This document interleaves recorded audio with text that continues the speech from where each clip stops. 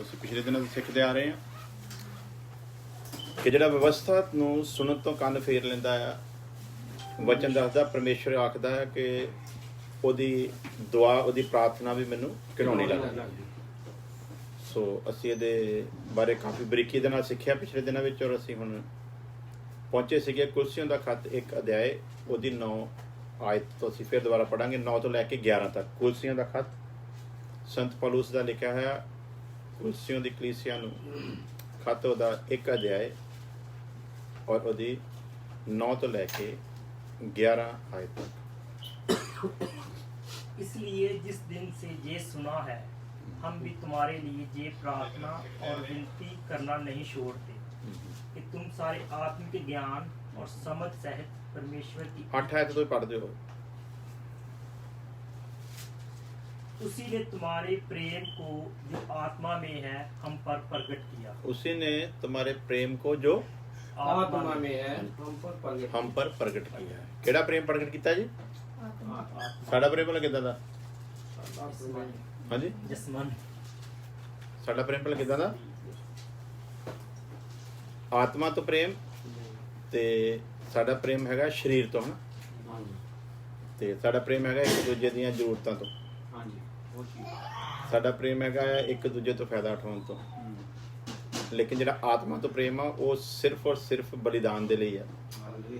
ਉਹਦੇ ਚ ਸਿਰਫ ਦੇਣਾ ਹੀ ਦੇਣਾ, ਲੈਣਾ ਕੁਛ ਵੀ, ਕਿਉਂਕਿ ਆਤਮਾ ਤੋਂ ਪ੍ਰੇਮ ਦੇ ਬਾਰੇ ਵਚਨ ਦੱਸਦਾ ਵੀ ਉਹ ਅਗਾਪੇ ਪ੍ਰੇਮ ਹੈ, ਜਿਹੜਾ ਪਰਮੇਸ਼ਵਰ ਦਾ ਪ੍ਰੇਮ ਹੈ। ਤੇ ਪਰਮੇਸ਼ਵਰ ਦਾ ਪ੍ਰੇਮ ਸਿਰਫ ਦੇਣਾ ਹੀ ਦੇਣਾ, ਲੈਣਾ ਕੁਛ ਵੀ ਨਹੀਂ ਹੈ। ਸੋ ਇਹੋ ਜਿਹਾ ਪ੍ਰੇਮ ਕਲੀਸਿਆ ਦੇ ਵਿੱਚ ਪਾਇਆ ਗਿਆ। ਕਿਦਾਂ ਦਾ ਪ੍ਰੇਮ? ਆਤਮਾ ਵਾਲਾ ਪ੍ਰੇਮ। ਔਰ ਇਹ ਜਦੋਂ ਆਤਮਾ ਤੋਂ ਇਹਨਾਂ ਨੇ ਪ੍ਰੇਮ ਕੀਤਾ ਤੇ ਇਹ ਪ੍ਰੇਮ ਛੁਪਿਆ ਨਹੀਂ ਰਿਹਾ। ਇਸ ਪ੍ਰੇਮ ਦਾ ਫਿਰ ਕੀ ਬਣਿਆ ਭਲਾ? ਇਹ ਪ੍ਰੇਮ ਫੈਲਣਾ ਸ਼ੁਰੂ ਹੋ ਗਿਆ। ਇਹਦੀ ਇੱਕ ਚਰਚਾ ਸ਼ੁਰੂ ਹੋ ਗਈ, ਜਿਵੇਂ ਵਚਨ 'ਚ ਲਿਖਿਆ, ਜਿਹੜਾ ਘਰ ਪਹਾੜ ਦੇ ਉੱਤੇ ਬਣਿਆ ਹੋਵੇ ਉਹ ਦੂਰੋਂ ਹੀ, ਜਿਹੜਾ ਘਰ ਪਹਾੜ ਤੇ ਬਣਿਆ ਦੂਰੋਂ ਹੀ ਦਿਸ ਜਾਂਦਾ ਹੈ। ਉਸੇ ਤਰ੍ਹਾਂ ਜਿਹੜਾ ਪ੍ਰੇਮ ਪਰਮੇਸ਼ਵਰ ਤੋਂ ਆ ਉਹ ਵੀ ਫਿਰ ਗੁਪਤ ਦੇ ਵਿੱਚ ਰਹਿੰਦਾ ਨਹੀਂ ਆ, ਉਹਦੀ ਚਰਚਾ ਛਿੜ ਜਾਂਦੀ ਹੈ। ਹਾਲੇਲੂਇਆ। ਕੋਈ ਵੀ ਕੰਮ ਜਿਹੜਾ ਪਰਮੇਸ਼ਵਰ ਦੀ ਇੱਛਾ ਨਾਲ ਕੀਤਾ ਜਾਂਦਾ ਹੈ, ਉਹਦੀ ਧੁੰਮ ਜਿਹੜੀ ਉਹ ਦੂਰ ਦੂਰ ਤੱਕ ਪੈ ਜਾਂਦੀ ਹੈ। ਅਸੀਂ ਬੜੇ ਸੁਣਿਆ ਕਿ ਸਮਸੂਨ ਦੇ ਉੱਤੇ ਪਰਮੇਸ਼ਵਰ ਦਾ ਜੋ ਅਭਿਸ਼ੇਕ ਸੀਗਾ, ਉਹ ਅਭਿਸ਼ੇਕ ਦੂਰ ਦੂਰ ਤੱਕ ਪਹੁੰਚਿਆ, ਹਾਲੇਲੂਇਆ, ਛੁਪਿਆ ਨਹੀਂ ਰਿਹਾ। ਸੁਲੇਮਾਨ ਪਰਮੇਸ਼ਵਰ ਦੀ ਰਜਾ 'ਚ ਚੱਲਿਆ ਤੇ ਸੁਲੇਮਾਨ ਨੇ ਬੁੱਧ ਤੇ ਗਿਆਨ ਨੂੰ ਮੰਗਿਆ, ਔਰ ਉਸ ਬੁੱਧ ਤੇ ਗਿਆਨ ਦੇ ਨਾਲ ਜਦੋਂ ਉਹ ਚੱਲਿਆ ਤੇ ਉਹਦੀ ਚਰਚਾ ਵੀ ਦੂਰ ਦੂਰ ਦੇਸ਼ਾਂ ਤੱਕ ਫੈਲ ਗਈ ਕਿ ਕੋਈ ਛੋਟੀ ਉਮਰੇ ਬਾਦਸ਼ਾਹ ਦੇ ਤਖਤ ਦੇ ਉੱਤੇ ਬੈਠਾ ਹੈ, ਬੁੱਧੀ ਤੇ ਗਿਆਨ ਦੇ ਨਾਲ ਭਰਪੂਰ ਆ, ਔਰ ਉਹਦੇ ਇੰਤਜ਼ਾਮ ਦਾ ਐਡਾ ਵੱਡਾ ਇੱਕ ਸਿਸਟਮ ਆ ਜਿਹਦਾ ਮੁਕਾਬਲਾ ਕਰਨਾ ਬੜਾ ਮੁਸ਼ਕਿਲ ਆ। ਔਰ ਜਿਹੜਾ ਵੀ ਆਇਆ ਉਹਨੇ ਜਦੋਂ ਉਸ ਇੰਤਜ਼ਾਮ ਨੂੰ ਦੇਖਿਆ ਉਹਦੀ ਸਰਾਹਨਾ ਕੀਤੀ, ਔਰ ਨਜ਼ਰਾਨੇ ਲੈ ਕੇ ਲੋਕ ਆਉਂਦੇ ਸੀਗੇ ਦੇਖਣ ਵਾਸਤੇ ਕਿ ਐਸਾ ਕੀ ਸਿਸਟਮ ਆ ਇਸ ਰਾਜਾ ਦੇ ਵਿੱਚ, ਐਸੀ ਕਿਹੜੀ ਖੂਬੀ ਆ ਵੀ ਜਿਹਦੀ ਧੁੰਮ ਇੰਨੀ ਦੂਰ ਦੂਰ ਤੱਕ ਪਈ ਆ। ਸੋ ਪਰਮੇਸ਼ਵਰ 'ਚ ਰਹਿ ਕੇ ਜਦੋਂ ਵੀ ਅਸੀਂ ਕੋਈ ਵੀ ਕੰਮ ਕਰਾਂਗੇ ਉਹਦੀ ਧੁੰਮ ਕਿੱਥੋਂ ਤੱਕ ਪੈਂਦੀ ਭਲਾ? ਦੂਰ ਤੱਕ ਪੈਂਦੀ ਹੈ। ਅਸੀਂ ਕਿੱਥੇ ਦੇ ਰਹਿਣ ਵਾਲੇ ਆ? ਇੰਡੀਆ ਦੇ ਵਿੱਚ। ਇੰਡੀਆ ਦੇ ਕਿੱਥੇ ਜੀ? ਪੰਜਾਬ ਸਟੇਟ ਦੇ। ਪੰਜਾਬ ਦੇ ਵਿੱਚ ਕਿੱਥੇ? ਜਲੰਧਰ ਦੇ ਵਿੱਚ। ਜਲੰਧਰ 'ਚ ਕਿੱਥੇ? ਇੱਕ ਛੋਟੀ ਜਿਹੀ ਬਸਤੀ ਵਿੱਚ। ਇੱਕ ਬਸਤੀ ਦੇ ਵਿੱਚ ਕਿੱਥੇ ਆ? ਇੱਕ ਮੁਹੱਲੇ ਕਟਹਿਰੇ ਦੇ ਵਿੱਚ ਹਨ। ਉੱਥੋਂ ਉੱਠ ਕੇ ਜਿਹੜੇ ਕਟਹਿਰੇ ਮੁਹੱਲੇ ਦਾ ਨਾਮ ਨਹੀਂ ਪਤਾ ਹੋਣਾ, ਨਕਸ਼ੇ ਵਿੱਚ ਲੱਭੀ ਤੇ ਸ਼ਾਇਦ ਲੱਭੇ ਵੀ ਨਾ। ਹਾਂਜੀ, ਉਸ ਜਗ੍ਹਾ ਤੋਂ ਪਰਮੇਸ਼ਵਰ ਨੇ ਇੱਕ ਇਕਬਾਲ ਗਿੱਲ ਨਾਂ ਦੇ ਬੰਦੇ ਨੂੰ ਚੁਣਿਆ, ਔਰ ਅੱਜ ਪੂਰੀ ਦੁਨੀਆ ਦੇ ਵਿੱਚ ਜਿੱਥੇ ਜਿੱਥੇ ਮਸੀਹੀ ਲੋਕ ਆ ਔਰ ਸਾਡੀ ਭਾਸ਼ਾ ਨੂੰ ਜਾਣਨ ਵਾਲੇ ਆ, ਉਹਨਾਂ ਸਾਰੀਆਂ ਕੰਟਰੀਆਂ 'ਚ ਬੈਠੇ ਲੋਕ ਇਸ ਇਕਬਾਲ ਗਿੱਲ ਨੂੰ ਜਾਣਦੇ ਆ, ਜਿਹਨੂੰ ਕਿਸੇ ਸਮੇਂ 'ਚ ਮਹੱਲੇ ਦੇ ਲੋਕ ਵੀ ਨਹੀਂ ਸੀ ਜਾਣਦੇ। ਹਾਂਜੀ, ਮੈਨੂੰ ਤਾਂ ਪਤਾ ਨਹੀਂ ਸੀ। ਉਹ ਕੋਈ ਇਹ 'ਚ ਸਰਚ ਹੋ ਜਾਂਦਾ ਹੈ, ਉਹਦੇ 'ਚ ਪਤਾ ਲੱਗਦਾ ਵੀ ਤੁਹਾਡੇ ਜਿਹੜੇ ਪ੍ਰੋਗਰਾਮ ਆ ਉਹ ਕਿੰਨੇ ਪਰਸੈਂਟ ਕਿਹੜੀ ਦੁਨੀਆ ਵਿੱਚ ਕਿੰਨੇ ਲੋਕ ਦੇਖਦੇ ਆ। ਤੇ ਸਾਰਾ ਕੇਸ਼ਵ ਨੇ, ਲਾਲਾ ਜੀ ਦੇ ਬੇਟੇ ਨੇ ਮੈਨੂੰ ਕੱਢ ਕੇ ਦਿਖਾਇਆ। ਤੇ ਤਕਰੀਬਨ ਕੋਈ ਦੇਸ਼, ਇਵਨ ਇੱਥੋਂ ਤੱਕ ਕਿ ਅਰਬ ਕੰਟਰੀਆਂ ਵਿੱਚ ਵੀ ਜਿਹੜੇ ਸਾਡੇ ਲੋਕ ਬੈਠੇ ਆ ਉਹਨਾਂ ਤੱਕ ਵੀ ਉਹ ਵਚਨ ਪਹੁੰਚਦਾ ਆ। ਔਰ ਲੋਕ ਸਾਨੂੰ, ਅਸੀਂ ਬੇਸ਼ੱਕ ਲੋਕਾਂ ਨੂੰ ਨਾ ਜਾਣਦੇ ਹੋਈਏ ਪਰ ਲੋਕ ਸਾਨੂੰ ਜਾਣਦੇ ਆ। ਤੇ ਇਹ ਸਾਡੀ ਖੂਬੀ ਸੀ? ਨਹੀਂ, ਇਹ ਪਰਮੇਸ਼ਵਰ ਨੇ ਆਪਣਾ ਵਚਨ ਸਾਡੇ ਅੰਦਰ ਰੱਖਿਆ। ਉਸ ਵਚਨ ਦੀ ਧੁੰਮ ਪਈ ਤੇ ਇੰਨੀ ਦੁਨੀਆ ਤੱਕ ਲੋਕ ਸਾਨੂੰ ਜਾਣਨ ਲੱਗੇ। ਹਾਂਜੀ, ਹਾਲੇਲੂਇਆ। ਭਾਈ ਰਾਜ ਢੋਲਕੀ ਵਜਾਉਂਦੇ ਬੈਕ ਤੇ ਰਹਿੰਦੇ ਆ, ਉਹਨਾਂ ਨੂੰ ਸ਼ਾਇਦ ਲੋਕੀ ਨਾ ਜਾਣਦੇ ਹੋਣ। ਹਾਂਜੀ, ਪਰ ਢੋਲਕ ਦੀ ਆਵਾਜ਼ ਸਾਰੇ ਸੁਣਦੇ ਆ। ਭਾਈ ਬਲਵੀਰ ਹੋਣੀ ਚਲੋ ਮੋਰੇ ਆ ਕੇ ਪਰਫਾਰਮੈਂਸ ਕਰ ਦਿੰਦੇ ਆ ਤੇ ਉਹਨਾਂ ਨੂੰ ਵੀ ਲੋਕ ਜਾਣਦੇ ਆ। ਯਾਨੀ ਕਿ ਜਿਹੜਾ ਗੁਣ ਤੁਹਾਡੇ 'ਚ ਰੱਖਿਆ ਨਾ ਉਹ ਗੁਣ ਫਿਰ ਫੈਲਣਾ ਚਾਹੀਦਾ, ਤੇ ਜੇ ਫੈਲਦਾ ਹੈ ਤਾਂ ਫਿਰ ਸਮਝ ਲਓ ਪਰਮੇਸ਼ਵਰ ਵੱਲੋਂ ਕੋਈ ਕੰਮ ਤੁਹਾਡੇ ਜੀਵਨ ਦੇ ਜਿਹੜਾ ਠਹਿਰਾਇਆ ਹੋਇਆ ਉਹ ਚੱਲ ਰਿਹਾ। ਹਾਲੇਲੂਇਆ। ਤੇ ਫੈਲਦੇ ਔਗਣ ਵੀ ਆ। ਜਿੱਥੇ ਗੁਣ ਫੈਲਦੇ ਉੱਥੇ ਕੀ ਫੈਲਦਾ ਭਲਾ? ਔਗਣ ਵੀ ਫੈਲਦੇ ਹਨ। ਔਗਣ ਹੀ ਆ। ਹੁਣ ਮੁਖਤਿਆਰ ਅਨਸਾਰੀ ਜੀ ਵਿਚਾਰੇ 15 ਸਾਲ ਤੋਂ ਜੇਲ੍ਹ ਦੇ ਵਿੱਚ ਹੀ ਆ। 3 ਵਾਰੀ ਜੇਲ੍ਹ 'ਚ ਬੈਠੇ ਜਿੱਤ ਗਏ, 2 ਵਾਰੀ ਬਾਹਰ ਬੈਠੇ ਜਿੱਤ ਗਏ, ਤੇ ਉਹ 15 ਸਾਲ ਹੋ ਗਏ ਜਿਹੜਾ ਜੇਲ੍ਹ ਦੇ ਵਿੱਚ ਹੀ ਆ। ਜੇਲ੍ਹ 'ਚ ਬਾਹਰ ਆਉਣਾ ਹੀ ਚਾਹੁੰਦੇ, ਜ਼ਮਾਨਤ ਨਹੀਂ ਲਾਉਂਦੇ ਪਏ, ਡਰਦੇ ਵੀ ਬਾਹਰ ਆ ਗਿਆ ਤੇ ਮੈਨੂੰ ਮਾਰ ਦੇਣਗੇ। ਹਾਂਜੀ, ਪਰ ਧੁੰਮ ਉਹਦੀ ਬੜੀ ਦੂਰ ਦੂਰ ਤੱਕ ਪਈ ਆ। ਔਰ ਹੁਣ ਉਹਨਾਂ ਨੂੰ ਸਾਡੇ ਜੋਗੀ ਸਾਹਿਬ ਨੇ ਹੋਰ ਜ਼ਿਆਦਾ ਫੇਮਸ ਕਰ ਦਿੱਤਾ। ਸੋ ਔਗਣਾਂ ਦੀ ਵੀ, ਬੁਰੇ ਕੰਮਾਂ ਦੀ ਵੀ ਧੁੰਮ ਪੈਂਦੀ ਆ, ਪਰ ਬੁਰੇ ਕੰਮਾਂ ਦੀ ਧੁੰਮ ਜਿਹੜੀ ਆ ਲਾਹਨਤ ਵਾਸਤੇ ਪੈਂਦੀ ਹੈ, ਪਰ ਚੰਗੇ ਕੰਮਾਂ ਦੀ ਧੁੰਮ ਜਿਹੜੀ ਆ ਉਹ ਪਰਮੇਸ਼ਵਰ ਦੀ ਮਹਿਮਾ ਦੇ ਲਈ ਹੁੰਦੀ। ਹਾਲੇਲੂਇਆ। ਇਹਨਾਂ ਦੇ ਉਸ ਚੰਗੇ ਕੰਮ ਦਾ ਕੀ ਸੀਗਾ? ਉਹਨਾਂ ਦਾ ਚੰਗਾ ਕੰਮ ਭਲਾ ਕੀ ਸੀ? ਇਹਨਾਂ ਦਾ ਪ੍ਰੇਮ ਜਿਹੜਾ ਸੀ ਉਹ ਆਤਮਾ ਤੋਂ ਸੀਗਾ, ਤੇ ਜਿਹੜਾ ਪ੍ਰੇਮ ਆਤਮਾ ਤੋਂ ਹੋਵੇ ਉਹ 'ਚ ਖੁਣਸ ਨਹੀਂ ਹੁੰਦੀ। ਆਤਮਾ ਤੋਂ ਪ੍ਰੇਮ ਦੇ ਵਿੱਚ ਖੁਣਸ, ਆਤਮਾ ਤੋਂ ਪ੍ਰੇਮ ਜਿਹੜਾ ਫੁੱਲਦਾ ਨਹੀਂ, ਖੁਣਸ ਨਹੀਂ ਕਰਦਾ, ਕਿਸੇ ਦਾ ਬੁਰਾ ਨਹੀਂ ਚਾਹੁੰਦਾ। ਆਤਮਾ ਤੋਂ ਜਿਹੜਾ ਪ੍ਰੇਮ ਆ, ਤੇ ਜਿਹੜਾ ਆਤਮਾ ਤੋਂ ਨਹੀਂ ਆ। ਅੱਛਾ, ਅੱਜ ਮੈਂ ਗਿਆ ਸੀ ਇਕਬਾਲ ਉਹਨਾਂ ਦੇ ਘਰ, ਅੱਗੇ ਬੜਾ ਚਾਹ ਪਾਣੀ ਪੁੱਛਦੇ ਹੁੰਦੇ ਸੀ, ਅੱਜ ਥੋੜਾ ਜਿਹਾ ਉਹਨਾਂ ਦਾ ਸਿਸਟਮ ਅਲੱਗ ਜਿਹਾ ਸੀ, ਹਨਾ। ਅੱਜ ਕੋਈ ਜ਼ਿਆਦਾ ਉਹਨਾਂ ਨੇ ਕਿਹਾ ਨਹੀਂ, ਅੱਗੇ ਤੇ ਬਾਂਹ ਫੜ ਕੇ ਬਿਠਾ ਲੈਂਦੇ ਹੁੰਦੇ ਸੀ, ਹਨਾ। ਤੇ ਅੱਜ ਕੋਈ ਜ਼ਿਆਦਾ ਪੁੱਛ ਗਿੱਛ ਹੋਈ ਨਹੀਂ ਹੈ, ਤੇ ਉਹ ਜਿੰਨੀ ਇੱਜ਼ਤ ਸੀ ਸਾਰੀ 1 ਮਿੰਟ ਦੇ ਵਿੱਚ ਕੀ ਹੋਣੀ ਭਲਾ? ਅੱਜ ਕਹਿਣਾ ਉੱਦਾਂ ਦਾ ਸਿਸਟਮ, ਉੱਦਾਂ ਦਾ ਵਿਹਾਰ ਮਿਲਿਆ ਨਹੀਂ। ਅੱਜ ਉੱਦਾਂ ਨਹੀਂ ਹੋਣਾ, ਮਜਬੂਰ ਕੀਤਾ। ਅੱਗੇ ਤੇ ਬਾਂਹ ਫੜ ਕੇ, ਅੱਜ ਤੋਂ ਉਹਨੇ ਉੱਦਾਂ ਹੀ ਫਾਰਮੈਲਿਟੀ ਕੀਤੀ ਸੀ, ਅੱਜ ਚਾਹ ਪੀਓਗੇ, ਅਸੀਂ ਕਿਹਾ ਨਹੀਂ ਪੀਣੀ, ਤੇ ਬਸ ਉਹਨੇ ਦੂਜੇ ਨੇ ਪੁੱਛਿਆ ਹੀ ਨਹੀਂ। ਇਦਾਂ ਹੁੰਦਾ ਜੀ ਸਾਡਾ ਪ੍ਰੇਮ ਕਿੱਦਾਂ ਦਾ ਭਲਾ? ਇੰਨੀ ਕੁ ਗੱਲ ਤੋਂ ਅਸੀਂ ਇੰਨੀ ਕੁ ਗੱਲ ਤੋਂ ਨਾਰਾਜ਼ ਹੋਈਦਾ, ਇੰਨੀ ਕੁ ਗੱਲ ਤੋਂ ਗੁੱਸੇ ਹੋਈਦਾ। ਤੇ ਤੁਹਾਨੂੰ ਪਤਾ ਮੈਂ ਵੀਡੀਓ ਵਿੱਚ ਹੀ ਕਹਿੰਦਾ ਨਾ ਸਾਰੀਆਂ ਗੱਲਾਂ, ਕਿਉਂਕਿ ਮੈਨੂੰ ਸਫਾਈਆਂ ਦੇਣੀਆਂ ਜ਼ਿਆਦੀਆਂ ਆਉਂਦੀਆਂ ਨੇ, ਤੇ ਨਾ ਮੈਂ ਕਿਸੇ ਕੋਲ ਸਫਾਈ ਮੰਗਦਾ ਹੀ ਹੁੰਦਾ। ਮਿਸਾਲ ਦੇ ਤੌਰ ਤੇ ਪਿਛਲੇ ਦਿਨਾਂ ਤੁਸੀਂ ਦੇਖਿਆ ਜਦੋਂ ਪਾਸਟਰ ਫਿਨੀ ਹੋਣੀ ਆਏ ਹੋਏ ਸੀ, ਔਰ ਬੜੀ ਬਰੀਕੀ ਦੇ ਨਾਲ ਬੜੇ ਅਭਿਸ਼ੇਕ ਵਾਲੇ ਵਚਨ ਉਹਨਾਂ ਨੇ ਸੁਣਾਏ ਸੀਗੇ, ਔਰ ਬੜਾ ਕਲੀਸਿਆ ਨੂੰ ਉਹਦਾ ਫਾਇਦਾ ਵੀ ਮਿਲਿਆ। ਤੇ ਉਹਨਾਂ ਦਿਨਾਂ ਵਿੱਚ ਫਿਰ ਕਰੋਨਾ ਵਾਇਰਸ ਦਾ ਜਿਹੜਾ ਕਹਿਰ ਦੁਨੀਆ ਉੱਤੇ ਫੈਲ ਗਿਆ, ਤੇ ਉਹਨਾਂ ਦਿਨਾਂ ਦੇ ਵਿੱਚ ਸਾਡੇ ਬਹੁਤ ਹੀ ਸਤਿਕਾਰਯੋਗ ਸਾਡੇ ਭਾਈ ਬੂਬਨ ਜੀ ਉਹਨਾਂ ਦਿਨਾਂ 'ਚ ਨਾਰਾਜ਼ ਹੋ ਗਏ। ਸਾਡੇ ਇਸ ਮਤਲਬ ਕਹਿਣ ਦਾ ਬਸ ਸੰਗਤੀ ਦੇ ਵਿੱਚ ਅਸੀਂ ਮੰਨਦੇ ਕਿ ਉਹ ਸਾਡੇ ਵਿੱਚ ਸਾਰਿਆਂ ਨਾਲ ਸੀਨੀਅਰ ਨਾ, ਔਰ ਅਸੀਂ ਸਾਰੇ ਉਹਨਾਂ ਦਾ ਸਤਿਕਾਰ ਵੀ ਕਰਦੇ, ਇੱਜ਼ਤ ਵੀ ਕਰਦੇ ਹਾਂ। ਤੇ ਉਹ ਥੋੜੀ ਜਿਹੀ ਗੱਲ ਤੋਂ ਨਾਰਾਜ਼ ਹੋ ਗਏ। ਥੋੜੀ ਗੱਲ ਤੋਂ ਕੀ ਨਾਰਾਜ਼ ਹੋਏ? ਨਾਰਾਜ਼ ਕਿਹਦੇ ਨਾਲ ਹੋਏ ਜਿਹਦਾ ਕਸੂਰ ਹੀ ਕੋਈ ਨਹੀਂ। ਨਾਰਾਜ਼ਗੀ ਕਹਿੰਦਾ ਚੱਲਦੀ ਵੀ ਪਹਿਲਾਂ ਮੇਰੇ ਨਾਲ, ਨਾਰਾਜ਼ਗੀ ਮੇਰੇ ਨਾਲ, ਜਦ ਕਿ ਮੇਰਾ ਕੋਈ ਸੀਨ ਹੀ ਨਹੀਂ ਉਹਦੇ ਵਿੱਚ ਕੋਈ ਵੀ। ਸਿਸਟਰ ਆਇਰਨ ਉਹਨਾਂ ਦੇ ਘਰ ਪ੍ਰੋਗਰਾਮ ਸੀਗਾ, ਉਹਨਾਂ ਦੇ ਬੱਚਾ ਹੋਇਆ ਸੀ, ਤਾਂ ਉਹਦਾ ਨਾਮਕਰਨ ਕਰਨਾ, ਜੋ ਵੀ ਆਪਾਂ ਕੀ ਕਹਿੰਦੇ ਉਹਨੂੰ ਡੈਡੀਕੇਸ਼ਨ ਕਰਨਾ ਸੀਗਾ। ਤੇ ਉਹਦੇ ਵਿੱਚ ਪਾਸਟਰ ਫਿਨੀ ਜਿਹਨੇ ਦੱਸਦੇ ਉਦੋਂ ਬੜੀ ਸਖਤਾਈ ਹੋ ਗਈ ਸੀਗੀ, ਤੇ ਉਹਨਾਂ ਨੇ ਕਿਹਾ ਸੀਗਾ ਵੀ ਮੇਰੀ ਇੱਕੋ ਹੀ ਸ਼ਰਤ ਆ ਵੀ ਉੱਥੇ ਲੋਕ ਜ਼ਿਆਦਾ ਨਹੀਂ ਹੋਣੇ ਚਾਹੀਦੇ, ਕੋਈ ਏਦਾਂ ਦਾ ਪੰਗਾ ਪਿਆ ਤੇ ਮੇਰੇ ਲਈ ਉਹ ਮੁਸੀਬਤ ਬਣ ਜਾਣੀ ਹੈ। ਤੇ ਇਸ ਕਰਕੇ ਕੋਈ ਜਿਹੜਾ ਖਾਸ ਹੀ ਜ਼ਰੂਰੀ ਹੈ ਨਾ, ਚੁਣੀਦਾ ਮਤਲਬ ਕਹਿਣਾ ਪਾਵੇ, ਉੱਥੇ ਜ਼ਿਆਦਾ ਰਸ਼ ਨਾ ਪਾਈਏ। ਤੇ ਹੁਣ ਪ੍ਰੋਗਰਾਮ ਹੈ ਕਿਹਨਾਂ ਦੇ ਘਰ ਭਲਾ? ਸਿਸਟਰ ਆਇਰਨ ਉਹਨਾਂ ਦੇ ਘਰ। ਇਨਵਾਈਟ ਕਿਹਨਾਂ ਦਾ ਕਰਨਾ ਬੰਦਾ? ਆਇਰਨ ਉਹਨਾਂ ਦਾ। ਠੀਕ ਹੈ ਜੀ।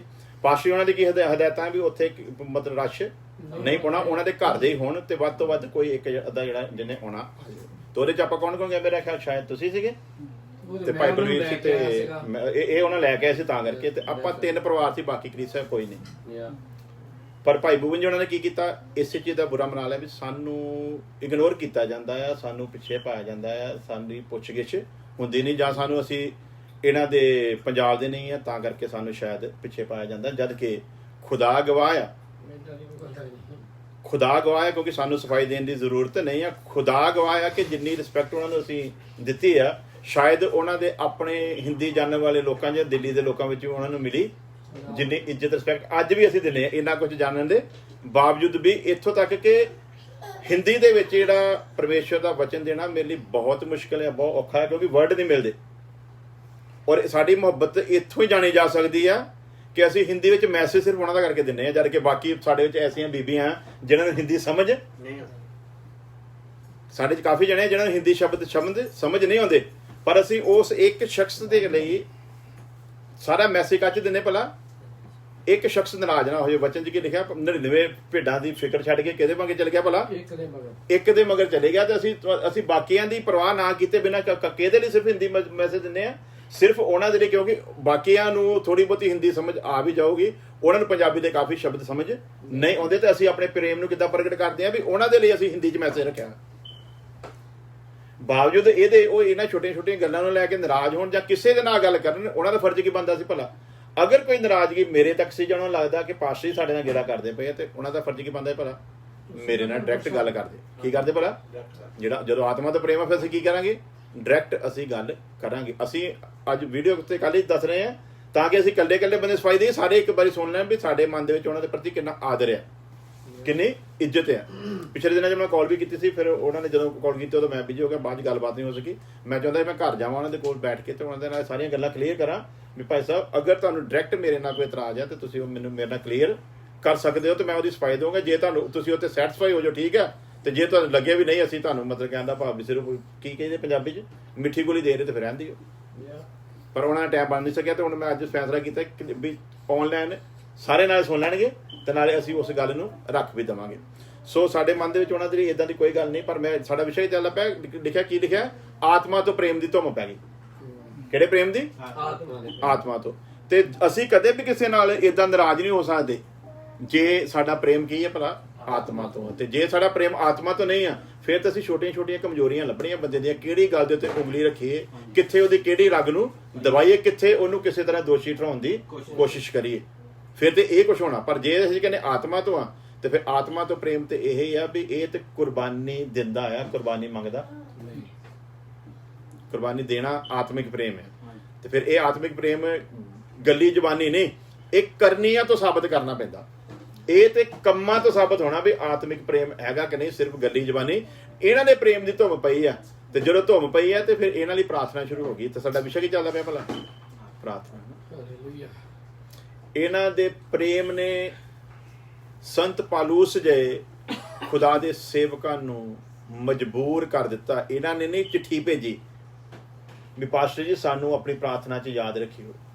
ਇਹਨਾਂ ਨੇ ਚਿੱਠੀ ਭੇਜੀ, ਇਹਨਾਂ ਨੇ ਸੁਨੇਹਾ ਨਹੀਂ ਭੇਜਿਆ, ਬਲਕਿ ਇਹਨਾਂ ਦਾ ਪ੍ਰੇਮ ਹੀ ਏਡਾ ਮਸ਼ਹੂਰ ਹੋ ਗਿਆ ਕਿ ਹਰ ਬੰਦੇ ਦਾ ਮਨ ਕਰਦਾ ਹੈ ਕਿ ਇਸ ਕਲੀਸਿਆ ਦੇ ਵਾਸਤੇ ਕੀ ਕੀਤਾ ਜਾਵੇ ਭਲਾ।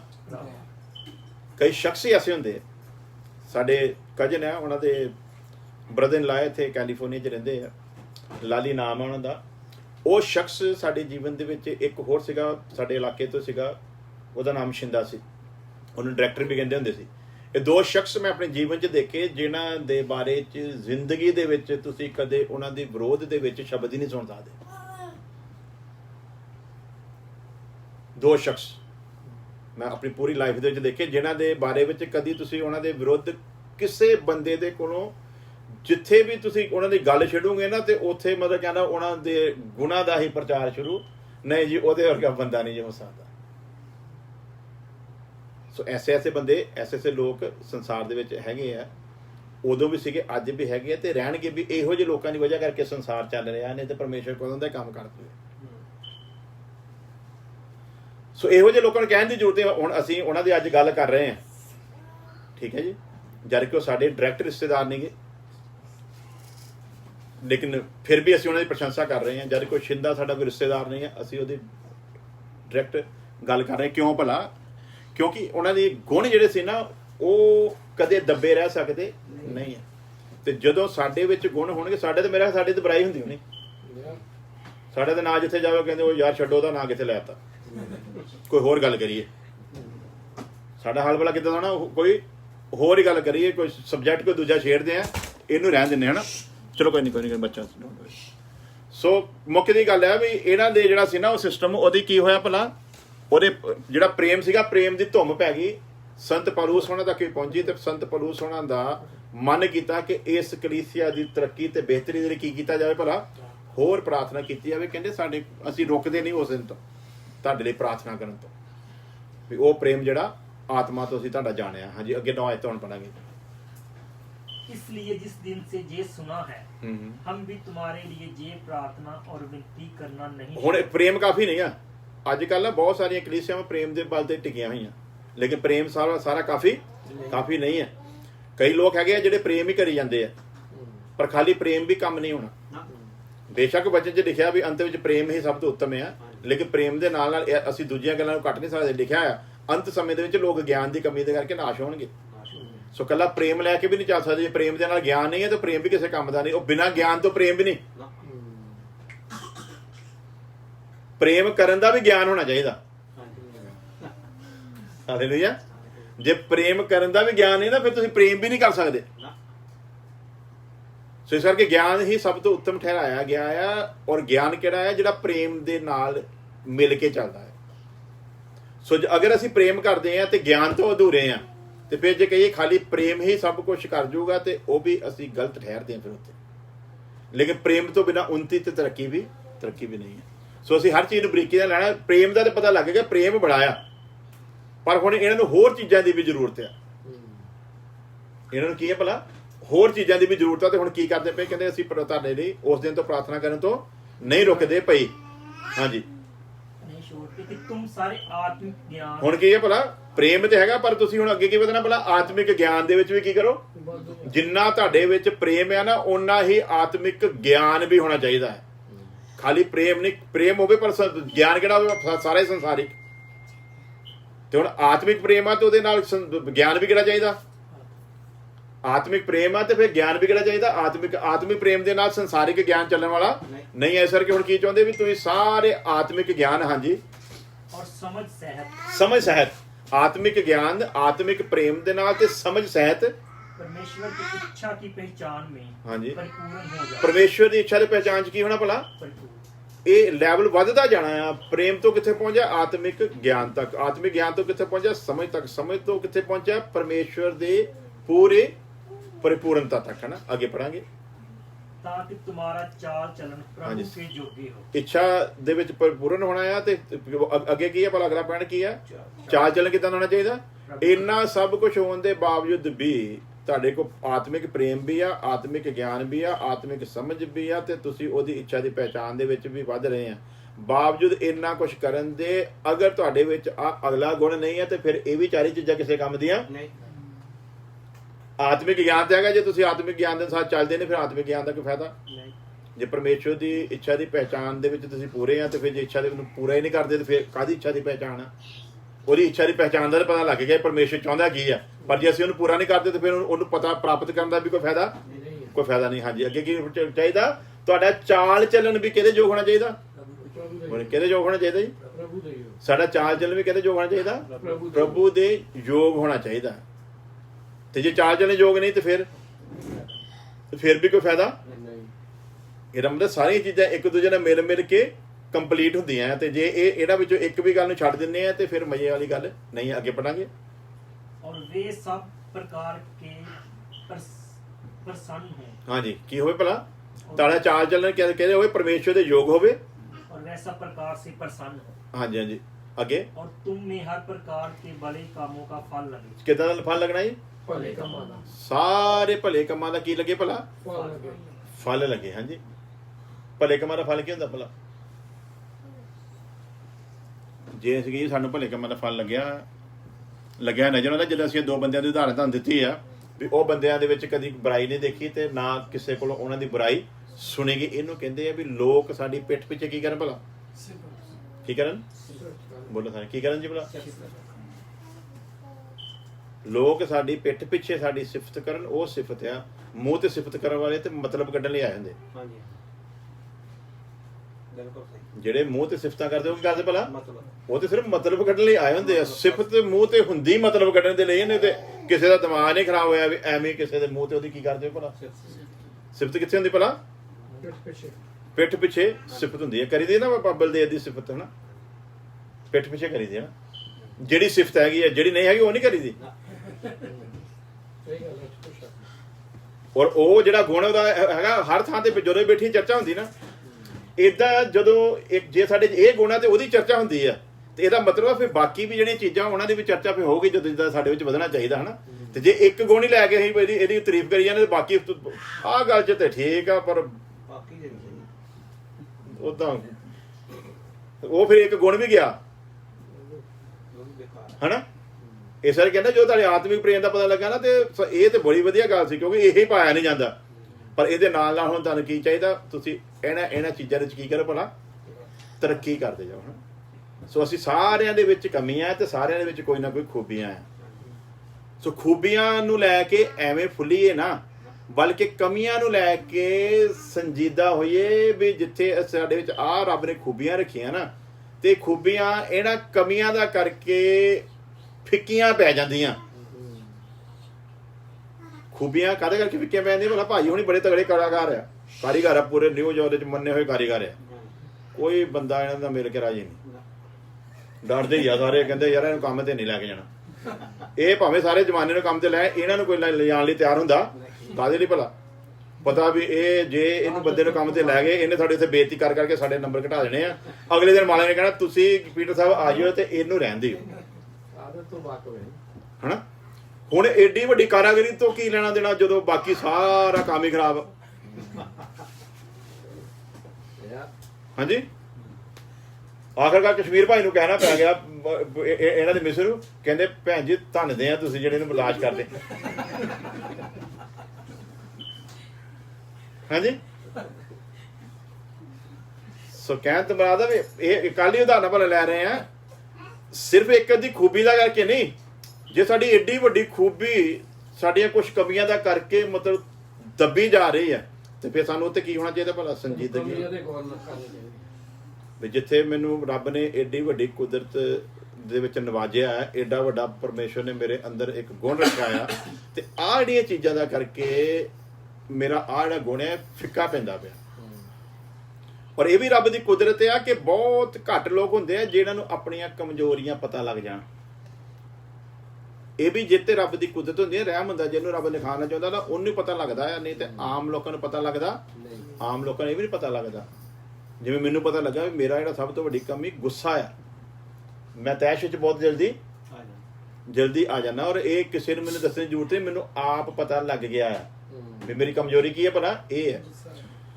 ਸੋ ਇੱਕ ਕਮਜ਼ੋਰੀ ਜਿਹੜੀ ਹੈ, ਜੇ ਤੁਹਾਡੀਆਂ ਸਾਰੀਆਂ ਖੂਬੀਆਂ ਦੇ ਉੱਤੇ ਪਾਣੀ ਫੇਰਦੀ ਹੋਵੇ ਤਾਂ ਫਿਰ ਕੀ ਚਾਹੀਦਾ ਭਲਾ? ਉਸ ਕਮਜ਼ੋਰੀ ਨੂੰ ਕੀ ਕਰਨਾ ਚਾਹੀਦਾ? ਮੰਨਣਾ ਚਾਹੀਦਾ ਤੇ ਛੱਡ ਦੇਣਾ ਚਾਹੀਦਾ ਨਾ। ਔਰ ਕੁਝ ਕਮਜ਼ੋਰੀਆਂ ਐਸੀਆਂ ਹੁੰਦੀਆਂ ਜਿਹੜੀਆਂ ਤੁਹਾਡੀਆਂ ਦੁਸ਼ਮਣ ਹੁੰਦੀਆਂ, ਇਹਨਾਂ ਨੂੰ ਛੱਡਦਿਆਂ ਬੜਾ ਟਾਈਮ ਲੱਗਦਾ, ਲੇਕਿਨ ਤੁਸੀਂ ਉਹਦੇ ਅੱਗੇ ਹਾਰ ਮੰਨਣੀ। ਇਸ ਵਿਸ਼ੇ ਨੂੰ ਅਸੀਂ ਅੱਗੇ ਲੈ ਕੇ ਜਾਣਾ ਵੀ ਮਸੀਹੀ ਜੀਵਨ ਦੇ ਵਿੱਚ ਹਾਰ ਦੀ ਕੋਈ ਜਗ੍ਹਾ ਹੀ ਹੈ ਨਹੀਂ। ਅਸੀਂ ਇਸ ਵਿਸ਼ੇ ਸਿੱਖਾਂਗੇ ਕਿ ਮਸੀਹੀ ਜੀਵਨ ਦੇ ਵਿੱਚ ਹਾਰ ਦਾ ਕੋਈ ਸਥਾਨ ਹੀ ਨਹੀਂਗਾ। ਕਦੇ ਇਹ ਵਿਚਾਰ ਵੀ ਨਹੀਂ ਮਨ ਵਿੱਚ ਲਿਆਉਣਾ ਵੀ ਮੈਂ ਕੀ ਹੈ ਭਲਾ ਹਾਰ ਗਿਆ ਨਾ। ਮਸੀਹੀ ਜੀਵਨ ਹੀ ਯੋਧਿਆਂ ਦਾ ਜੀਵਨ ਹੈ। ਮਸੀਹੀ ਜੀਵਨ ਜਿੱਤ ਦਾ ਜੀਵਨ ਹੈ। ਇਹਦੇ ਵਿੱਚ ਕਦੇ ਹਾਰ ਦੀ ਕੋਈ ਜਗ੍ਹਾ ਹੀ ਹੈ ਨਹੀਂ। ਔਰ ਖਾਸ ਕਰਕੇ ਕਿਉਂ ਜਗ੍ਹਾ ਨਹੀਂ? ਉਹਦੇ ਪਿੱਛੇ ਪਰਮੇਸ਼ਰ ਦਾ ਇੱਕ ਬਹੁਤ ਵੱਡਾ ਇੰਤਜ਼ਾਮ ਹੈ। ਜਿਹਨੂੰ ਉਹਨੇ ਆਪਣੇ ਪ੍ਰਕਾਸ਼ ਦੇ ਵਿੱਚ ਬੁਲਾਇਆ ਨਾ, ਇਹ ਐਵੇਂ ਨਹੀਂ ਬੁਲਾਇਆ, ਵਚਨ ਚ ਲਿਖ ਕੇ ਦਿੱਤਾ ਤੂੰ ਬੇਵਫਾ ਭਾਵੇਂ ਹੋ ਜਾਵੇਂ ਪਰ ਮੈਂ ਕੀ ਹੈ ਭਲਾ। ਇੱਕ ਕਮਿਟਮੈਂਟ ਹੈ ਉਹ ਪਰਮੇਸ਼ਵਰ ਦੀ। ਤੂੰ ਕੀ ਹੈ ਭਲਾ, ਬੇਸ਼ੱਕ ਤੂੰ ਬੇਵਫਾ ਹੋਵੇਂ। ਉਹਨੇ ਇਹ ਨਹੀਂ ਕਿਹਾ ਜੇ ਤੂੰ ਬੇਵਫਾ ਹੋਇਆ ਤਾਂ ਮੈਂ ਤੈਨੂੰ ਛੱਡ ਦੇਣਾ ਹੈ। ਕੀ ਲਿਖਿਆ ਭਲਾ, ਤੂੰ ਬੇਸ਼ੱਕ ਬੇਵਫਾ ਹੋਵੇਂ ਪਰ ਮੈਂ ਆਪਣੇ ਵਾਅਦਿਆਂ ਦਾ ਵਫਾਦਾਰ ਹਾਂ।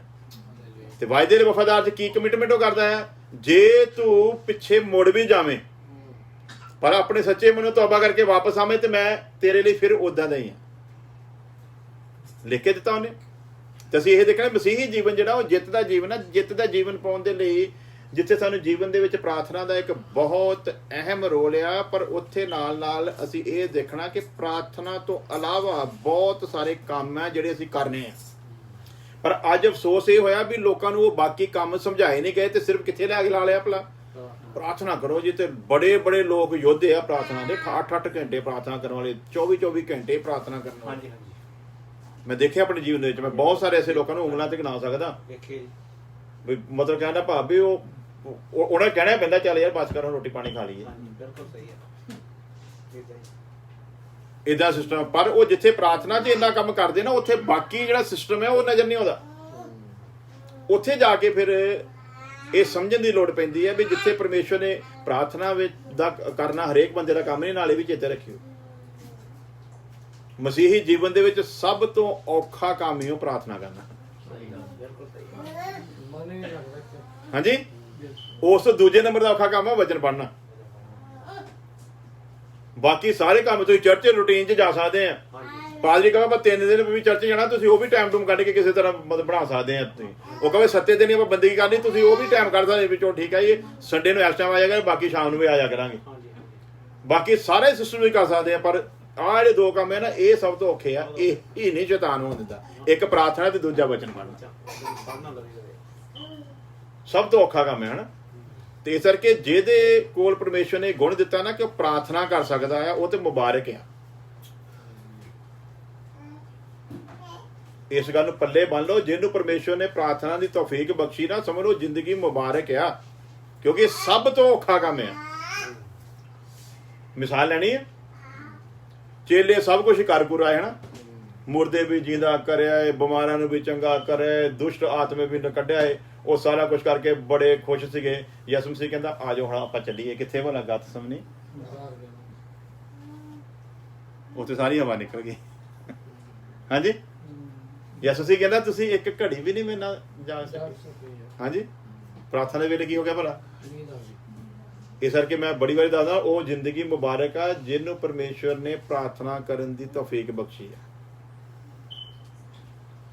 ਇਹ ਔਖਾ ਕੰਮ ਹੈ। ਇਹ ਹੁੰਦਾ, ਇਹ ਨਹੀਂ ਹੁੰਦਾ। ਤੇ ਜਿਹੜਾ ਕਰਦਾ ਉਹ ਵਧੀਆ, ਪਰ ਉਹਨੂੰ ਅਗਰ ਉਹਦੇ ਨਾਲ ਨਾਲ ਉਹ ਆਹ ਚੀਜ਼ਾਂ ਸਿੱਖ ਲਵੇ ਤੇ ਸਮਝ ਲਓ ਵੀ ਦਰਵਾਜ਼ਾ ਫਿਰ ਖੁੱਲ ਗਿਆ ਜੰਨਤ। ਕਿਹੜੇ ਕਿਹੜੇ ਚੀਜ਼ਾਂ ਹੁਣ ਸਿੱਖਾਂਗੇ। ਪਹਿਲਾਂ ਇਸ ਆਇਤ ਨੂੰ ਪੂਰਾ ਕਰ ਲਓ, ਫਿਰ ਉਸ ਤੋਂ ਬਾਅਦ ਪੁਆਇੰਟ ਤੁਸੀਂ ਨੋਟ ਕਰ ਲੈਣਾ ਤੇ ਫਿਰ ਦੁਆ ਕਰਦੇ ਹਾਂ। ਹਾਂਜੀ, चाल चलन प्रभु के योग्य हो और वह सब प्रकार से प्रसन्न हो। प्रभु दे चाल चलन प्रभु दे योग होना चाहिए। तो किद्दां प्रसन्न होना चाहिए परमेश्वर भला? सब प्रकार दे नाल। साडे सिर्फ प्रार्थना करन दे नाल प्रसन्न नहीं चाहिए, साडे सिर्फ वचन सुनाउण दे नाल प्रसन्न नहीं चाहिए, साडे सिर्फ भजन गाउण दे नाल प्रसन्न नहीं चाहिए, ਸਾਡੇ ਚਰਚ 'ਚ ਆ ਕੇ ਸਫਾਈਆਂ ਕਰਨ ਦੇ ਨਾਲ ਪ੍ਰਸੰਨ ਨਹੀਂ ਚਾਹੀਦਾ, ਜਾਂ ਅਸੀਂ ਸੰਡੇ ਨੂੰ ਚਰਚ 'ਚ ਆ ਜਾਂਦੇ ਹਾਂ ਇਸ ਇਕੱਲੀ ਇਹਨਾਂ ਗੱਲਾਂ ਨਾਲ ਪ੍ਰਸੰਨ ਨਹੀਂ ਚਾਹੀਦਾ। ਕਿੱਦਾਂ ਪ੍ਰਸੰਨ ਚਾਹੀਦਾ ਭਲਾ? ਉਹ ਸਭ ਪ੍ਰਕਾਰ ਦੇ ਨਾਲ ਸਾਡੇ ਤੋਂ ਕੀ ਹੋਵੇ ਭਲਾ? ਸਭ ਪ੍ਰਕਾਰ ਦੇ ਨਾਲ ਪ੍ਰਸੰਨ ਕਰਨ ਦੀ ਦੌੜ ਦੇ ਵਿੱਚ ਆ ਅਸੀਂ।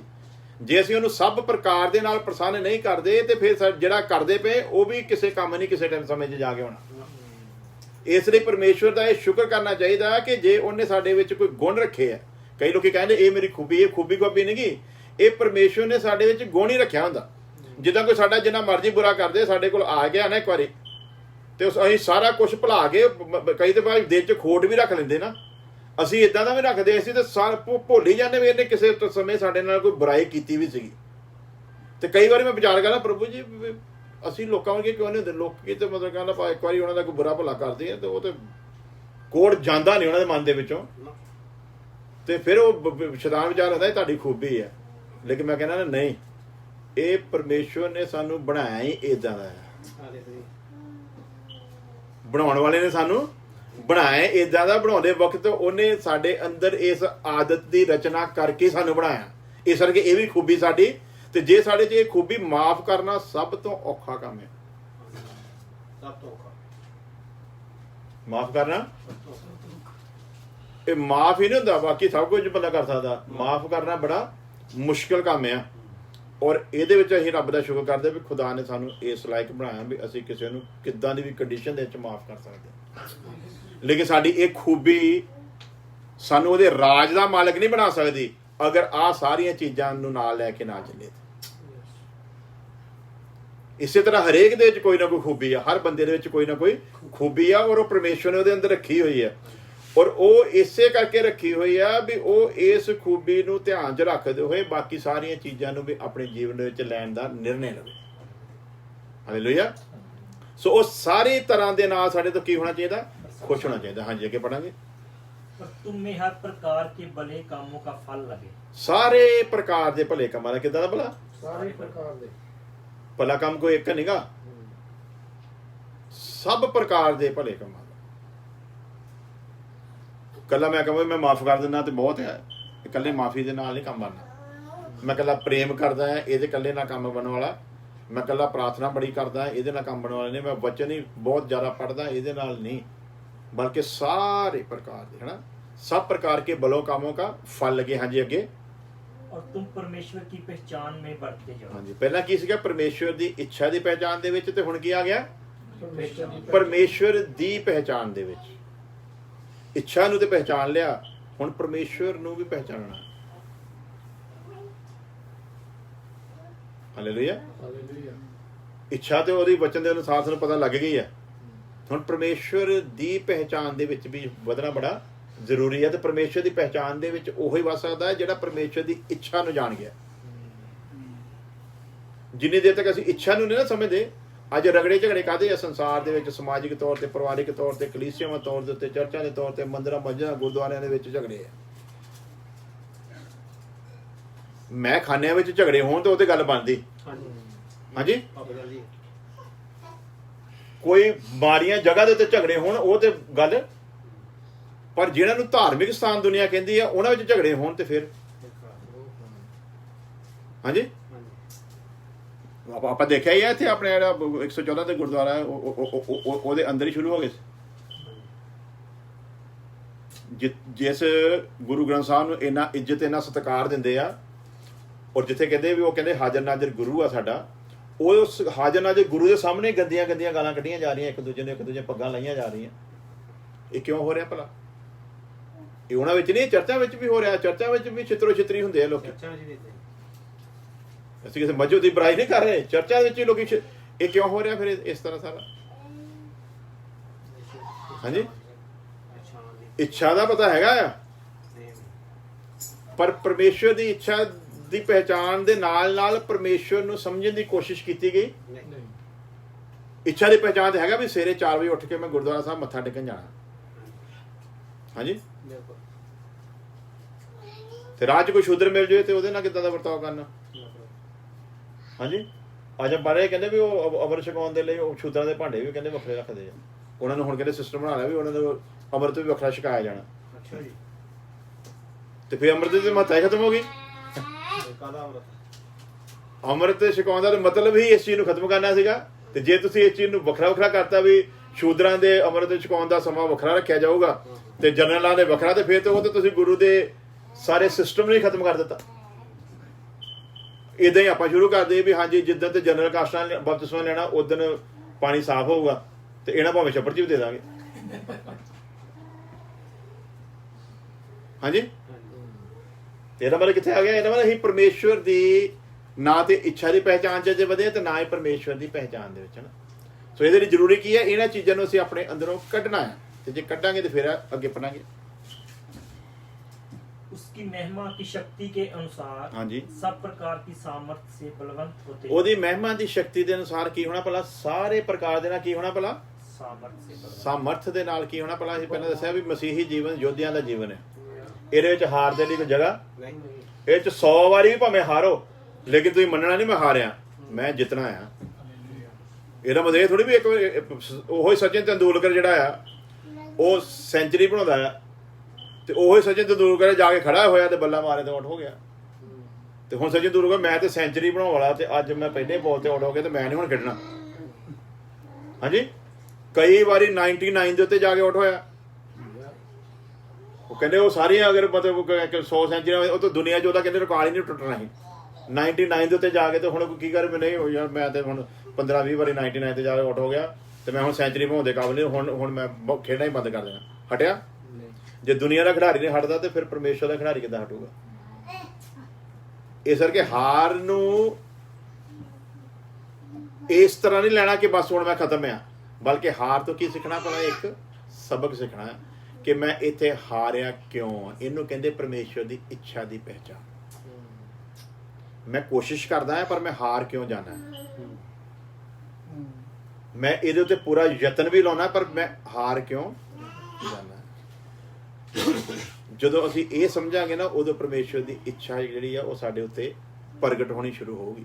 ਤੇ ਜਦੋਂ ਪਰਮੇਸ਼ਵਰ ਦੀ ਇੱਛਾ ਪ੍ਰਗਟ ਹੋਣੀ ਸ਼ੁਰੂ ਹੋਊਗੀ ਤੇ ਫਿਰ ਸਾਡਾ ਕੋਚ ਬਣ ਕੇ ਸਾਨੂੰ ਫਿਰ ਤੋਂ ਦੁਬਾਰਾ ਤਿਆਰ ਕਰੂਗਾ। ਆਤਮਾ ਇਸੇ ਲਈ ਦਿੱਤਾ ਗਿਆ ਨਾ, ਲਿਖਿਆ ਸਾਡੀਆਂ ਦੁਰਬਲਤਾਈਆਂ ਦੇ ਵਿੱਚ ਸਾਡੀ ਸਹਾਇਤਾ ਕਰਦਾ ਹੈ। ਕਦੋਂ ਕਰਦਾ ਭਲਾ? ਦੁਰਬਲਤਾਈਆਂ ਸਾਡੀਆਂ ਕਮਜ਼ੋਰੀਆਂ ਦੇ ਵਿੱਚੋਂ ਸਾਡੀ ਕੀ ਕਰਦਾ ਭਲਾ? ਸਹਾਇਤਾ ਕਰਦਾ ਆ। ਤੇ ਉਹ ਸਹਾਇਕ ਦਾ ਮਤਲਬ ਵੀ ਕੀ ਆ? ਇਸੇ ਲਈ ਲਿਖਿਆ ਨਾ ਮੰਗੋ ਤੇ ਤੁਮੇ। ਅਸੀਂ ਹਾਰ ਗਏ ਤੇ ਅਸੀਂ ਮੰਗਦੇ ਨਹੀਂ ਕਿ ਹੁਣ ਤੇ ਅਸੀਂ ਖੇਡਣਾ ਹੀ ਨਹੀਂ ਜੀ, ਸਾਡੇ ਬਸ ਦਾ ਹੀ ਕੰਮ ਨਹੀਂ ਹੈ। ਪਰਮੇਸ਼ਵਰ ਕੀ ਗਿਲਾ ਕੀ ਕਰੂਗਾ? ਮੈਂ ਤੇ ਤੈਨੂੰ ਸਹਾਇਕ ਦਿੱਤਾ, ਉਹਦੀ ਮਦਦ ਮੰਗ, ਜਿੱਥੇ ਤੈਨੂੰ ਲੱਗਦਾ ਨਹੀਂ ਕੰਮ ਬਣਦਾ, ਕੀ ਕਰ ਭਲਾ, ਮਦਦ ਮੰਗ।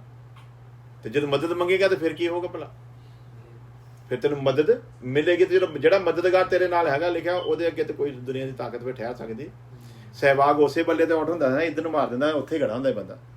ਕਿੰਨੀ ਵਾਰੀ ਆਊਟ ਹੋਇਆ। ਹਾਂਜੀ, ਮੈਂ ਉਹਦੀ ਜਗ੍ਹਾ ਤੇ ਹੁੰਦਾ ਤੇ ਮੈਂ ਨਹੀਂ ਸੀ ਹੋਣਾ। ਕਿਉਂਕਿ ਮੇਰੇ ਸ਼ੁਰੂ ਤੋਂ ਮੈਂ ਜਦੋਂ ਅਜੇ ਆਹ ਵੀਡੀਓ ਨਹੀਂ ਸੀ ਬਣਦੀਆਂ, ਉਦੋਂ ਮੈਂ ਆਡੀਓ ਰਿਕਾਰਡਿੰਗ ਕਰਦਾ ਹੁੰਦਾ ਸੀ। ਆਹ ਕੋਈ ਸ਼ੌਕ ਨਹੀਂ ਗਾ ਮੈਨੂੰ ਲੋਕਾਂ ਨੂੰ ਸੁਣਾਉਣ ਦਾ, ਜਾਂ ਮੈਂ ਫੇਮਸ ਕਰਨ ਲਈ ਨਹੀਂ ਕਰਦਾ। ਇਹ ਪ੍ਰੋਗਰਾਮ ਨੂੰ ਰਿਕਾਰਡ ਕਰਨ ਦਾ ਸ਼ੁਰੂ ਤੋਂ ਮੇਰਾ ਇੱਕ ਮਕਸਦ ਰਿਹਾ, ਮੈਂ ਉਸ ਪ੍ਰੋਗਰਾਮ ਨੂੰ ਬਾਅਦ ਆਪ ਸੁਣਦਾ ਹਾਂ। ਮੈਂ ਦੇਖਦਾ ਕਿੱਥੇ ਕਿੱਥੇ ਸ਼ਬਦ ਦੇ ਉਚਾਰਨ ਦੇ ਵਿੱਚ ਕਮੀ ਰਹਿ ਗਈ ਸੀ, ਕਿੱਥੇ ਕਿੱਥੇ ਕਿਹੜੀ ਗੱਲ ਨੂੰ ਮੈਂ ਠੀਕ ਤਰੀਕੇ ਨਾਲ ਪੇਸ਼ ਨਹੀਂ ਕਰ ਸਕਿਆ, ਕਿੱਥੇ ਕਿੱਥੇ ਮੈਂ ਵਚਨ ਸੁਣਾਉਂਦਾ ਆਤਮਾ ਦੇ ਵਿੱਚੋਂ ਸਰੀਰ ਦੇ ਵਿੱਚ ਆ ਗਿਆ, ਕਿੱਥੇ ਕਿੱਥੇ ਮੇਰੀ ਆਪਣੀ ਬੁੱਧ ਬੋਲ ਗਈ। ਉਹਨਾਂ ਸਾਰੀਆਂ ਚੀਜ਼ਾਂ ਦੇ ਉੱਤੇ ਧਿਆਨ ਤੇ ਗੌਰ ਕਰਨ ਦੇ ਲਈ ਹੀ ਇਹਨਾਂ ਚੀਜ਼ਾਂ ਨੂੰ ਮੈਂ ਇਸਤੇਮਾਲ ਕਰਦਾ ਹੁੰਦਾ ਸੀ। ਤੇ ਮੈਂ ਦੇਖਦਾ ਹੁੰਦਾ ਸੀਗਾ ਵੀ ਉਹ ਸਹਿਵਾਗ ਜਿਹੜਾ ਐਡਾ ਵੱਡਾ ਖਿਡਾਰੀ, ਕਿ ਸੱਜਣ ਤੋਂ ਵੀ ਵਧੀਆ ਖਿਡਾਰੀ ਸੀਗਾ, ਤੇ ਉਹ ਇੱਥੋਂ ਹੀ ਆਹ ਜਿਹੜੀ ਬਾਲ ਹੁੰਦੀ ਇੱਦਾਂ ਹੀ ਉਹਨੂੰ ਟੱਚ ਕਰਦਾ, ਉੱਥੇ ਖੜਾ ਹੁੰਦਾ ਬੰਦਾ, ਉਹਦੇ ਨਾਲ ਹੀ ਹੱਥ 'ਚ ਕੈਚ ਜਾਂਦੀ ਹੁੰਦੀ। ਉਹ ਇੱਦਾਂ ਲੱਗਦਾ ਜਿੱਦਾਂ ਆਪ ਹੀ ਉਹਨੂੰ ਕੈਚ ਫੜਾ ਰਿਹਾ, ਮੈਂ ਚੱਲਾਂ ਵੀ। ਹਾਂਜੀ, ਜ਼ਿਆਦਾਤਰ ਇਦਾਂ ਹੀ ਆਊਟ ਹੁੰਦਾ। ਮੈਂ ਦੇਖਦਾ ਹੁੰਦਾ ਵੀ ਇਹ ਆਪ ਵੀ ਤੇ ਬਾਅਦ ਚ ਮੈਚ ਦੇਖਦਾ ਹੀ ਹੋਊਗਾ, ਤੇ ਇਹਦੀ ਅਕਲ ਕੋਈ ਕੰਮ ਨਹੀਂ ਕਰਦੀ। ਤੇ ਇਹਦਾ ਇਹ ਤੋਂ ਸਬਕ ਹੀ ਮਿਲਦਾ ਭਲਾ, ਇਹ ਅਕਲ ਵੀ ਕਿਸੇ ਕਿਸੇ ਦੀ ਕੰਮ ਹੀ ਕਰਦੀ ਹੈ। ਸਬਕ ਵੀ ਕੋਈ ਕੋਈ ਬੰਦਾ ਹੀ, ਗਲਤੀ ਤੋਂ ਸਬਕ ਵੀ ਕੋਈ ਕੋਈ ਬੰਦਾ ਹੀ ਲੈ ਸਕਦਾ। ਤੇ ਮੈਂ ਇਹ ਕਹਿਣਾ ਨਾ ਵੀ ਤੁਸੀਂ ਇਹ ਨਾ ਦੇਖੋ ਵੀ ਤੁਹਾਡੇ ਕੋਲ ਗਲਤੀ ਹੁੰਦੀ ਕਿਉਂ ਆ। ਵਿਸ਼ਾ ਇਹ ਨਹੀਂ ਵੀ ਸਾਡੇ ਕੋਲ ਗਲਤੀ ਕਿਉਂ ਹੁੰਦੀ ਆ, ਵਿਸ਼ਾ ਇਹ ਵੀ ਗਲਤੀ ਤੋਂ ਹੀ ਸਬਕ ਹੀ ਲੈਣੇ। ਤੇ ਜਦੋਂ ਗਲਤੀ ਤੋਂ ਅਸੀਂ ਸਬਕ ਲੈਣ ਲੱਗ ਪਏ, ਫਿਰ ਅਸੀਂ ਗਲਤੀਆਂ ਨੂੰ ਛੱਡਣਾ ਵੀ ਸ਼ੁਰੂ ਕਰਾਂਗੇ। ਤੇ ਜੇ ਅਸੀਂ ਗਲਤੀ ਤੋਂ ਸਬਕ ਨਹੀਂ ਲੈਂਦੇ, ਫਿਰ ਅਸੀਂ ਛੱਡ ਸਕਦੇ ਨਹੀਂ ਆ। ਤੇ ਹੁਣ ਸਾਡੇ ਸਾਹਮਣੇ ਕੀ ਆਉਂਦੀ ਹੈ ਗੱਲ, ਭਲਾ ਅਸੀਂ ਵਿਸ਼ਾ ਲਿਆ ਹੈ ਪ੍ਰਾਰਥਨਾ ਦਾ। ਔਰ ਪ੍ਰਾਰਥਨਾ ਜਿਹੜਾ ਸਭ ਤੋਂ ਅਹਿਮ ਇੱਕ ਮਸੀਹੀ ਜੀਵਨ ਦਾ ਕੰਮ ਆ। ਲੇਕਿਨ ਇਸੇ ਕੰਮ ਦੇ ਵਿੱਚ ਬਹੁਤ ਸਾਰੀ ਦੁਨੀਆ ਫੇਲ ਆ। ਕਿਉਂ ਫੇਲ ਆ? ਪ੍ਰਾਰਥਨਾ ਤੇ ਬਹੁਤ ਕਰ ਰਹੇ ਆ, ਲੇਕਿਨ ਬਾਕੀ ਕਮਜ਼ੋਰੀਆਂ ਉੱਤੇ ਜੈ ਪਾ ਸਕਦੇ। ਕਿਉਂਕਿ ਕੁਝ ਐਸੇ ਕੰਮ ਆ ਜਿੱਥੇ ਪ੍ਰਾਰਥਨਾ ਤੁਸੀਂ ਕਰਨੀ ਆ, ਪਰ ਉਸ ਕੰਮ ਨੂੰ ਪ੍ਰਾਰਥਨਾ ਨੇ ਛਡਾਉਣਾ ਨਹੀਂ ਆ। ਨਹੀਂ ਸਮਝੇ? ਮੰਨ ਕੇ ਚਲੋ ਵੀ ਵਚਨ ਅਨੁਸਾਰ ਤੜਕਸਾਰ ਉੱਠ ਕੇ ਜੀ ਪ੍ਰਾਰਥਨਾ ਕਰਨੀ ਚਾਹੀਦੀ ਹੈ। ਹਾਂਜੀ, ਵਚਨ ਅਨੁਸਾਰ ਹੀ ਹੈ ਨਾ। ਜ਼ਬੂਰ ਹੈਗਾ ਤੜਕੇ ਮੈਂ ਤੈਨੂੰ ਢੂੰਡਾਂ ਯਾ ਰੱਬ ਮੇਰੇ ਖੁਦਾ। ਹਾਂਜੀ, ਤੇ ਉਹ ਗੈਰ ਕੌਮਾਂ ਨੇ ਉਸ ਚੀਜ਼ ਨੂੰ ਅਪਣਾ ਲਿਆ ਹੋਇਆ। ਹਾਂਜੀ, ਸਾਡੇ ਸਵੇਰੇ 10 ਵਜੇ ਖਰਾਟੇ ਵੱਜਣ ਦੇ ਹੁੰਦੇ, ਉਹ ਉੱਠਦੇ 4 ਵਜੇ, ਔਰ 4 ਵਜੇ ਉੱਠ ਕੇ ਇਦਾਂ ਨਹੀਂ ਗੁਰਦੁਆਰੇ ਜਾਂਦੇ ਉਹ। ਹਾਂਜੀ, ਫਰੈਸ਼ ਹੋ ਗਏ। ਸਾਡੇ ਕੀ ਅੱਖਾਂ ਮਲ, ਹਾਲੇਲੂਇਆ ਪ੍ਰਭੂ ਜੀ ਅੱਜ ਦੇ ਦਿਨ 'ਚ ਤੇਰੀ ਕਿਰਪਾ। ਹਾਂਜੀ, ਕਿੱਦਾਂ ਦੀ ਭਲਾ? ਹਾਂਜੀ, ਉੱਠਣਾ ਬੜਾ ਪਤਾ ਹੁੰਦਾ ਨਾ ਵੀ 7 ਵਜੇ ਕੰਮ ਤੇ ਨਿਕਲਣਾ ਤੇ ਪੌਣੇ 7 ਉੱਠਣਾ, ਤੇ ਫਿਰ ਇਦਾਂ ਦੀ ਦਵਾਈ ਹੋਣੀ। ਹਾਂਜੀ, ਅੰਗੜਾਈ ਵਾਲੀ, ਸੁਸਤੀ ਵਾਲੀ, ਨੇਸਤੀ ਵਾਲੀ ਬੁਰਾ ਹਾਲ ਹੋਇਆ ਹੁੰਦਾ, ਤੇ ਸਾਰਾ ਦਿਨ ਵੀ ਪੌਦਾ ਨਿਕਲਦਾ। ਅਗਲੇ ਕੀ ਜਾਂਦੇ ਭਲਾ?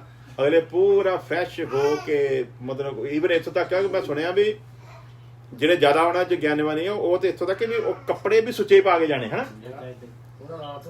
ਮਤਲਬ ਜਿਹੜੇ ਰਾਤ ਦੇ ਕੱਪੜੇ ਉਹ ਨਹੀਂ ਪਾਉਣੇ, ਮਤਲਬ ਜਿਹੜੇ ਅਗਲੇ ਪਿਛਲੇ ਦਿਨ ਦੇ ਪਾਏ ਉਹ ਧੋ ਕੇ ਮਤਲਬ ਉਹਨਾਂ ਨੂੰ ਤਿਆਰ ਕਰਕੇ ਰੱਖਿਆ ਹੁੰਦਾ। ਉਦੋਂ ਉਹਨਾਂ ਨੇ ਗੁਰਦੁਆਰਾ ਸਾਹਿਬ ਜਾਣਾ ਤੇ ਕੀ ਕਰਨਾ ਭਲਾ?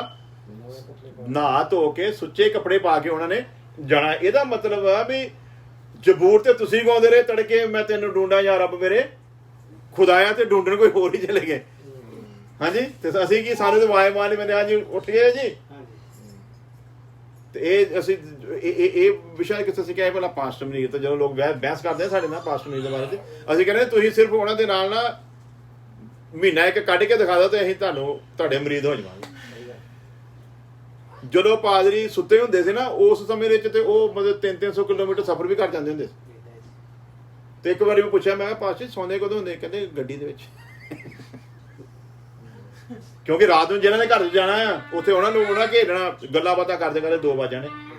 ਸਵੇਰ ਨੂੰ ਦੇਖਣਾ 4 ਵਜੇ ਫਿਰ ਉਹ ਦਵਾਜ ਬੈਠੇ ਹੋਣੇ।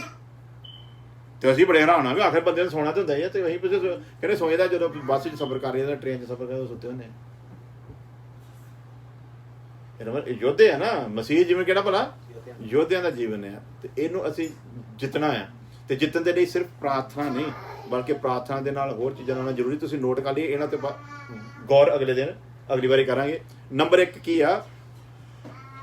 ਵਚਨ ਦੇ ਅਨੁਸਾਰ ਉਹਦੀ ਇੱਛਾ ਤੇ ਗਿਆਨ ਦੇ ਵਿੱਚ ਭਰਪੂਰ ਹੋਣਾ।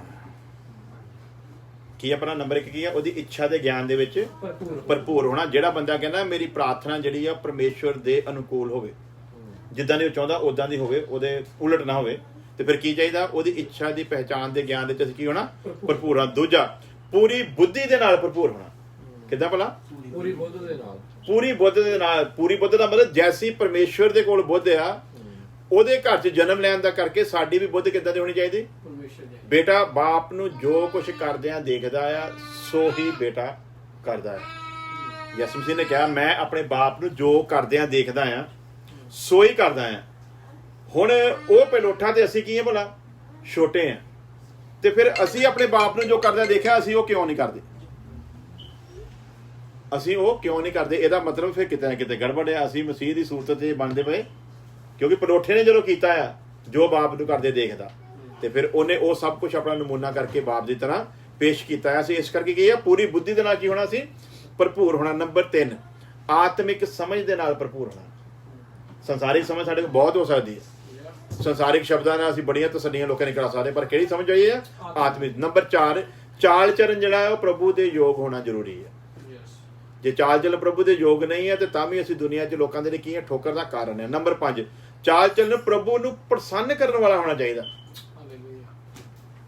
ਨੰਬਰ 1 ਕਿ ਪ੍ਰਭੂ ਦੇ ਯੋਗ। ਨੰਬਰ 2 ਪਰਮੇਸ਼ਵਰ ਨੂੰ ਪ੍ਰਸੰਨ ਕਰਨ ਵਾਲਾ। ਜੇ ਯੋਗ ਵੀ ਆ ਪਰ ਤਾਂ ਵੀ ਪਰਮੇਸ਼ਵਰ ਨੂੰ ਪ੍ਰਸੰਨ ਨਹੀਂ ਕਰ ਪਾਏ ਤੇ ਤਾਂ ਵੀ ਕੰਮ ਹੋ ਗਿਆ ਇਹ ਗੜਬੜਿਆ। ਨੰਬਰ 6, ਹਰ ਪ੍ਰਕਾਰ के भले कामों का फल लगे।